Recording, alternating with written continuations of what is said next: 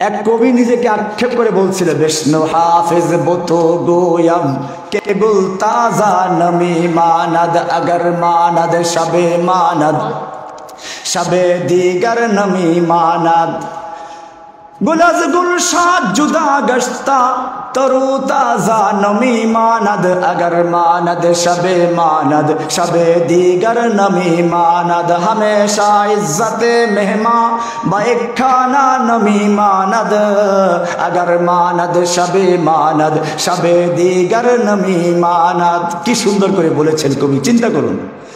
विष्णु हाफिज बतो गोयम, ও হাফেজ আমি তোমাকে বলছি, কবি নিজেকে বলতেছেন, কে গুল তাজা নমি মানাদ, ফুল বাগানে কত সুন্দর দেখা যায়, কিন্তু কয়দিন থাকে? একদিন, 2 দিন, 3 দিন, তারপরে সে আস্তে ঢলে পড়ে যায়। अगर मानद शबे दीगर नमी मानद हिजाबे नव अरूसा दर शबे दरबारे शौहर नमी मानद।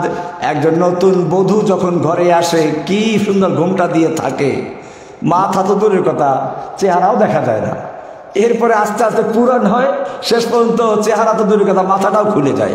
এটাই কবি বলেছেন, হিজাবে নও আরুসা দরবারে শৌহর নমি মানদ अगर मानद शबे दीगर नमी मानद हमेशा इज्जत मेहमा बाइक खाना नमी मानद।